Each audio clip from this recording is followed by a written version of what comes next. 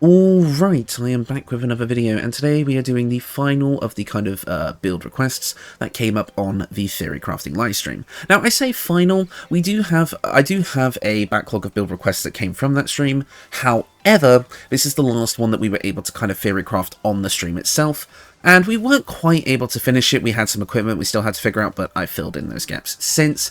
And as such, I really hope you enjoyed this one because it is quite a fun one. It's a unique combination that I don't think you would expect. Now, the basic concept that I got from Ilya, the person who commented this, was to do a Wild Magic Sorcerer with a nature theming. Now, obviously that meant taking some levels of Wild Magic, but then most likely multi-classing into something like Druid or Nature Cleric, and we were kind of back and forth on what multi-class we wanted to do, but in the end we did decide on one, and we did get a bit of the equipment figured out. I just had to kind of fill in the rest, but overall I think the build came out really nicely, and I think you guys will enjoy it. One quick thing before I get into the build, however, is this is a modded character. The face and hair are both modded.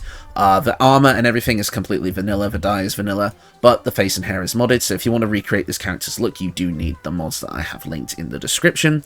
Otherwise, everything about this build is vanilla. It's just cosmetic.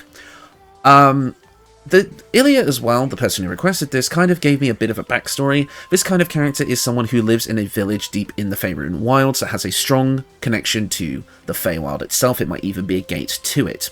And each person in that village kind of has a magical connection, so there's a lot of sorcerers and druids and clerics basically born there, or even warlocks as well if they're willing to make a direct pact with the creatures of the Fey. However, this person, their magic was so powerful and out of control that they were actually exiled from their village at a young age and was forced to learn to survive in nature, learning different ways to control their magic through observing nature and learning from things themselves. So they're kind of a druid, but kind of not really. In the end, they found a lot of comfort in the deity Mieleki. Their kind of teachings helped spur on their drive and perseverance to learn to control things, and eventually come out of their isolation. They eventually went back to their village and was able to kind of reconcile with the villagers, but never really quite felt at home there, so they continued their journey, heading to places like Baldur's Gate and such, where they were captured on the Nautiloid. That's kind of my spin on what Ilya gave me. I hope they like it. But overall, let's actually get into the build now. We are going to be starting off as a Wild Magic Sorcerer. This makes a ton of sense. We're going to be getting Constitution saving throw proficiency, as well as a bunch of cantrips. We're going to be getting Firebolt, Shocking Grasp, Ray of Frost, and Friends. The request specifically specified that we focus a bit more on elemental magics, and as such, I went for the kind of 3 elemental pillars, as far as I like to call them, as well as Friends, because it is just one of the best cantrips in the game, especially since we are a charisma-based caster, at least half of the time. As for our 2 spells, I've gone with Chromatic Orb, and I'm going to be changing Mage Armor. I had this originally, but I realized actually I wanted to wear light armor with this build, so I'm going to change that now. So we're going with Chromatic Orb because it is the elemental damage spell. It has pretty much every element in it, which is awesome. So we can pick something else, and I'm just obviously going to go with Shield because it is such a useful defensive tool that we absolutely want in our arsenal. As I said, we're going Wild Magic, which means we're going to be getting Tides of Chaos, allowing us to activate it to gain advantage on our next attack roll, ability check, or saving throw, but it has an increased chance of a Wild Magic Surge afterwards. Now, for those of you that don't know, which I think most of you do, but I'll go over it anyway.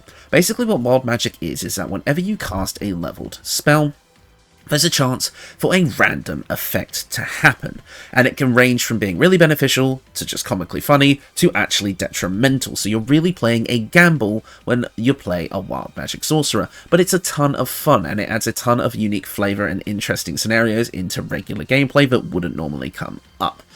Now, the interesting thing about Wild Magic that you might not have known is that if you take a 1-level dip of Wild Magic Sorcerer, every spell you cast from every class, so it could be Bard, Cleric, anything, hell, Eldritch Knight, you have a chance of a Wild Magic Surge. As soon as you take that 1-level dip, all of your magic is now chaotic, no matter the source, which I think is really cool. If you ever want to kind of spice up just a regular kind of caster, like a wizard or something, absolutely throw in a level of Wild Magic just for the surging effects and have some fun with it. Now, as for our stats, obviously because we're going to be multi-classing a Wisdom and Charisma-based spellcaster here, it's going to look a bit funky. We're going to really need our equipment here to make up the downfalls. Wisdom and Charisma 16, there are 2 primary spellcasting modifiers. We need them high. Intelligence is kind of my dump stat because we didn't need dexterity or strength on this build, so we got a bit of intelligence, so we're kind of an all-around caster as well. Constitution at 14, if you wanted to, you could bump down intelligence to 10 and put constitution to 15. Yes, it makes it an odd number, but you still get that extra bit of health out of it, and you might be able to bump it up later with like a half feat or something if you wanted, but I'm going to keep my numbers even because that's just what I'm about, but a 15 in constitution would not go amiss. Dexterity at 8 because we are using the gloves of dexterity to bump this up to an 18. We are quite multi-ability score dependent, so being able to get that just flat 18 dexterity without any real downsides is pretty good. It makes sense for this build and allows us to keep all our other stats high. Now obviously you don't get the gloves of dexterity until around the end of Act 1, or you can just get it straight away if you gun for it. But, so in that case, I would maybe pop that intelligence down and just keep your dex at 12 until we get it. Just use mage armor for a bit if you're using clothing. However, once you get those gloves, swap that out for intelligence. As for our proficiencies, I've obviously gone with the Outlander background because, you know, living in the wilds and all that. So that gives us athletics, unfortunately, but it will kind of help a little bit with strength checks, but I don't think they'll ever really come up with this character. We get stealth because I've gone with a wood elf, and I know this says it's -1, but obviously when the gloves of dexterity are in effect, this is going to be a lot higher. Obviously, I kind of made these guys a wood half-elf because Ilya, again, the person who requested this, made this character a half-elf originally, so I thought wood half-elf made sense. This is going to give us a little bit of a buff to our movement speed as well, but getting stealth proficiency for free is really nice. I've also taken Arcana and Persuasion as our sorcerer skills because it just makes sense. The knowledge of magic and the Persuasion is just good, and we get Survival as well. All of it is pretty good and is on theme for this build, in my opinion. Now, really, with this build, you can take all of the... You can kind of take any of the levels in any order you want. It's not really going to matter. It's not like we're gunning for things like extra attack or anything like that. So you can kind of play around with the level order here. I'm going to just take a... But what I am going to recommend is you take a 1-level dip of our multiclass here, just to get some of the base features that we want. And then I will be taking all my levels in Sorcerer, then all of my levels in the multiclass, just to show them in order, but you can play around with the levels and take them in whatever order you like. So, our multiclass for today, you probably already guessed it, is a Nature Cleric. This is going to give us a few things. Basically, we can get our Cleric cantrips, which is going to be really useful, so we can get Guidance. I'm going to go with Produced Flame over Sacred Flame, just because I kind of like it more for this build. And we can grab something like Thaumaturgy, which is kind of useless since we already have friends, so we'll grab Resistance instead. We also do get a Druid cantrip, allowing us to grab Shillelagh. This is the one I kind of want to go with, just because of our weapon choice that I'll get to later, even though this build doesn't really use weapons. So you could grab Thorn Whip or Poison Spray if you like, but I'm just going to go for Shillelagh just to give us a bit more utility later on. Our deity, as I said, is Mieliki, because, I don't know, it's a forest god. I didn't really think about that one too hard. And we do get an extra proficiency in nature, which is perfect for this build. We also do get some prepared spells here, and I'm just going to go with the standard cleric fare. I want Sanctuary, I want the healing spells, and I want Inflict Wounds. With that, this build's kind of playstyle starts to form. I don't really see this build as a frontline fighter or something you're going to be playing Lone Wolf with. This is definitely more of a support ranged DPS character, basically using kind of blaster magic to help their teammates from afar, and then when the going gets rough, they're able to heal as well. But then the question comes up, why Nature Cleric and not Druid? Well, Druid, you get more if you go to the higher levels of Druid, but you get less if you kind of stay at the low level range, where Nature Cleric gets a lot more in the low level range than and when I say low level, I mean like 1 to 6, than something like Druid would.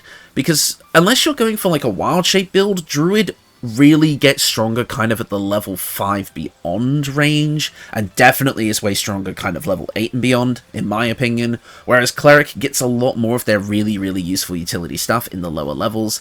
And since I kind of decided I liked this character more as a support build, again just doing a lot of damage from afar and healing when necessary, it felt better to go with Nature Cleric than Druid, but if you feel like you see a strength in going with Druid, that is totally up to you. I don't think this build is going to suffer that much because, well, we're mainly focused on the, the Wild Magic stuff here. So, I'm going to take a 1-level dip of Nature Cleric, but feel free to play around with this. Now, like I said, I'm going to go back to Sorcerer for now, just so I can kind of show everything in order, because it's a bit easier to organise that way. So, at level 2 of Sorcerer, we're going to be getting our Meta Magic, which is something we absolutely want. That means we're going to get sorcery points to augment our spells in different ways. We also gain the ability to exchange spell slots and sorcery points interchangeably, basically just sacrificing one to restore the other. Feel free to play around with that as you play through the campaign. Now, as for our spells, we do get another one at this point. Now, again, I know, so Ilya said that this build was an elemental caster, but it had a slight focus on frost, so I'm going to lean into that with Ice Knife. It's just a really nice spell that creates, that can do piercing damage and cold damage, so you get a little bit of that non-elemental damage, so it might help depending on what you're up against, but it's also going to be able to create those ice surfaces. But the thing is even on a miss, the Shard of Ice still explodes, so you can still kind of use it, and this even can be cast while silenced. I don't know why, but I guess it can, so it's a bit of extra utility. We also are going to be getting our Meta Magic options, and of course I'm going with Twin Spell, because, you know, Twin Spell is great. It allows you to, you know, target 2 enemies or allies with spells that you would normally would only target 1, so really good. I'm also going to be going with Careful Spell. We are a bit of a blaster caster with this build, so being able to give our allies a safe zone within our spells will really help. At Sorcerer level 3, we are going to be able to get us another spell, and we're up to level 2 at this point. And again, we could go the full Blaster Caster route, you could go for Scorching Ray and such like that. But again, since we're playing a bit of a influenced character, I'm actually going to say I'm going to get some kind of like tricksty spells. So I'm thinking Misty Step to start, because its utility is so great, and I can't not take this on a spellcaster build. It is just too good. This spell is also the reason why Disintegrating Nightwalkers were in like half of my early videos. And finally, we do get a final Meta Magic option, and obviously we're taking Quicken Spell. It is the best one by far. At Sorcerer level 4, we get to pick our first feat, and since we're taking Sorcerer levels at this stage of the game, let's just bump up our Charisma to an 18. We don't really need anything else yet, and again, since our Cleric stuff is not our focus at the moment, we don't need to bump up our Wisdom yet, but you can if you want. As for our cantrips, we do get to pick another one, and since Cleric kind of does have that sort of necrotic aspect to it, let's go with Bone Chill. And we do get another spell at this level, and again, this is entirely up to you. I'm personally going to be going for another Blaster Caster option, so we have a bit more damage, so I'm going to go with Scorching Ray. But if you wanted something that's a bit more like Trickery and Fey-like, Mirror Image would be super good. It doesn't require concentration and gives you a big buff to your armor class. I would absolutely recommend it, although I am starting to think that it is a bit overkill when you already have a spell like Shield. So maybe not as valuable in that sense, so I'm going to go with Scorching Ray for now, but pick up whatever you like. At Sorcerer level 5, we are going to be getting some more Meta Magic stuff, which is cool, basically just getting more points. And as well, we do get to go up to level 3 spells. Now, this is tricky, and this is a problem I always have when building a Sorcerer, because Sorcerer gets so many good things at this level. Fireball, Haste, Counterspell, Lightning Bolt. You have all of these options, and you can only pick one. So I'm gonna kind of just allow this to be a pick your favorites type situation. If you want to be more of a Blaster Caster, go for Fireball or Lightning Bolt. If you want to be more of a support build, go for Haste and Counterspell. I'm personally going to be doing this. I'm going to grab Haste, and then I'm going to replace a lower level spell that I'm not really going to be using, and I think that's going to be Ice Knife, to get Counterspell. Just so we are a very, very decent support. Now, I know this isn't exactly original for a Sorcerer, but we might as well play to the strengths of the build since we can. And then finally, at Sorcerer level 6, we are going to be getting our new subclass action, which is Bent Luck, giving the target a 1d4 bonus or penalty to attack roll, saving throws, or ability checks. So, a 1d4 bonus to your allies, and a 1d4 penalty to your foes. This costs 2 sorcery points. Not the greatest feature, but it could come in handy in some situations. We're mainly here at this level though for the meta magic. Now we have a nice decent pool of sorcery points, and that is the big ticket item. That's why we decided to come this far in Sorcerer, but you can kind of change out and substitute levels where you like.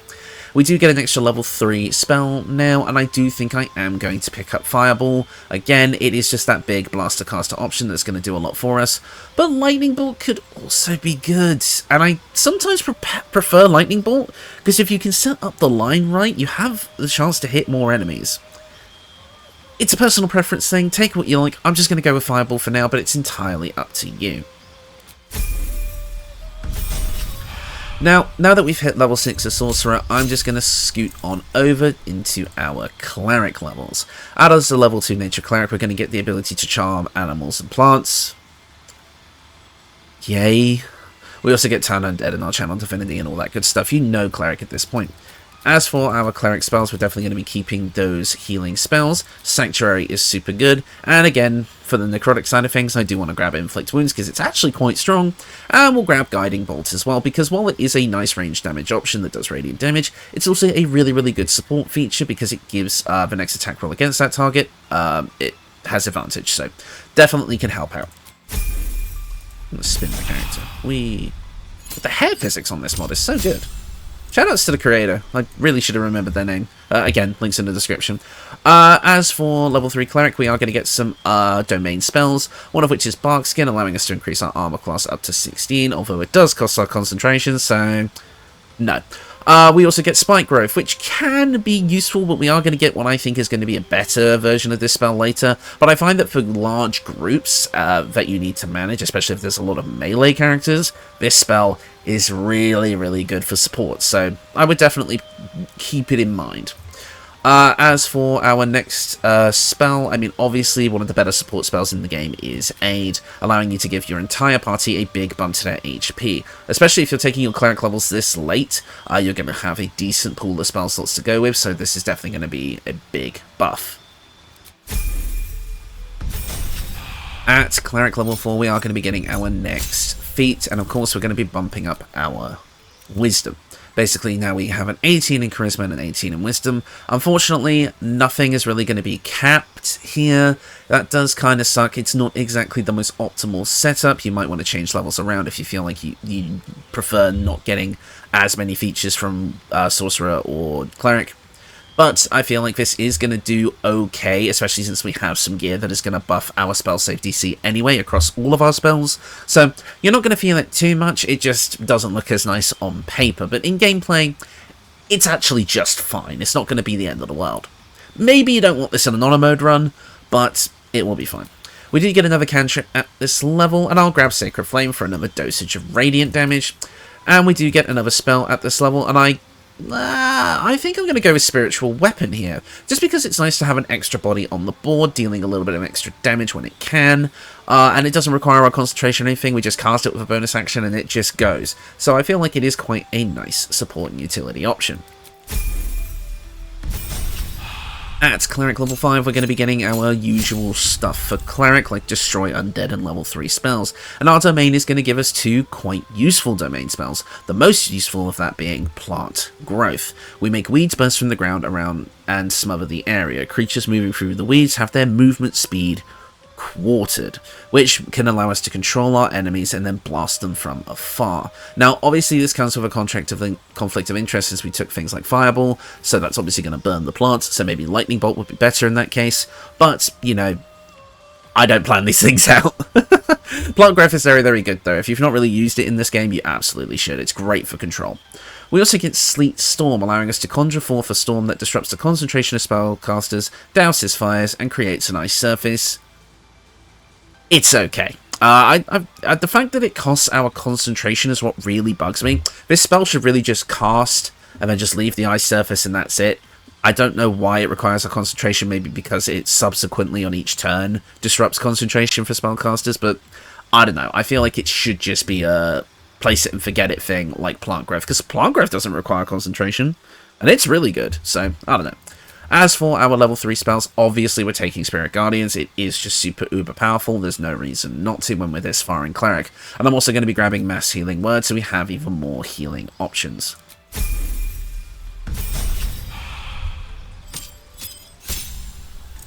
As for our final level, we now have a level 6 in Cleric, which means we're going to be getting Dampen Elements. When you or an ally gets hit with Acid, Cold, Fire, Lightning, or Thunder damage, you can use a reaction to half that attack's damage, which is actually really good. This is definitely a better use of our channel divinity for sure. We also do get one final spell, and I'm going to take Glyph of Warding because it is an elemental blasting spell. Yes, basically what you do is you set up a trap on the floor, and when an enemy steps on that trap, it deals a damage type of your choice, and it can be pretty much any elemental type. However, you can just cast this on a surface that an enemy is already standing on, and it will just instantly explode. So it's technically a level 3 Chromatic Orb, in a weird way. It's better for setting up traps ahead of time, but, you know, it's fun. I'm going to take it. And that is the build. Overall, you're going to be getting quite a lot out of this build. You're going to get a lot of high damage spells. You get your full level 6 spell slots. You get useful utility like Spirit Guardians, haste, and all that good stuff. Get a wide range of cantrips and damage types to use, so nothing is ever really going to be resistant. And you get a ton of battlefield control through things like plant growth, spike growth, all that good stuff. Again, this is mainly a support build. You're definitely not going to want to be in the forefront of combat if you can help it, especially when you've only got 80 HP. We are very, very squishy, but you can easily get out of combat with things like Misty Step, and again you can do quite well as the face of the party with our high charisma and things like Speak with Animals that we get from the cleric levels. So, and yeah, guidance and all that good stuff, and friends. You have everything to be the perfect face of the party while also being a good support build. So let's get into the equipment. Now I'm going to just go over this quickly because it is totally optional. The weapons here. You don't need weapons for this build. This is purely a spellcaster build. If you wanted to just find a decent quarterstaff that just bumps up your spellcasting ability, especially in Act 3, things like the Staff of Spell Power or the Markiplier Staff will do pretty well. But this was kind of a unique combo that was pointed out to me that I wasn't really considering. We have the Iron Vine Shield, which would just give us a +2 to our defense. But we also have this unique weapon that I thought I might as well take the opportunity to showcase it because it was mentioned on the stream and I don't think I'll ever be able to get again. This is the Torch of Revocation. Basically, this is a torch you can kind of get in Act 3. It looks really cool and it does necrotic and fire damage. Now, it says on the bottom there that we're not proficient with simple weapons or clubs. That does not matter because if we cast Shillelagh, it uses our spellcasting modifier for the damage, so we're still doing a 1d8 +6 with a 1d4 necrotic and a 1d4 fire. If, for some godforsaken reason, you have ended up in melee combat and you need to whack a fucker with a stick, you can whack a fucker with a stick that does a lot of damage. Well, a lot. It does enough to be serviceable, although we do have Shocking Grasp, which technically has a higher damage ceiling, but this does fire. Honestly, just put any weapon in the slot, put a quarterstaff or something, and you'll do just fine. But the Iron Vine Shield does kind of help a bit. When we have a weapon that is empowered with Shillelagh, which is what we have, when we are hit with a melee attack, the attacker will take 4 piercing damage. Look, it's a nature thing, okay? Look, you don't need weapons for this build. This is about the spellcasting. Focus on that. Don't just run into combat thinking you're going to be an efficient Gish. You're not. But it does keep us really, really high AC overall, so that's great. As for our actual equipment, I'm going to take these things off. We have the Birthright.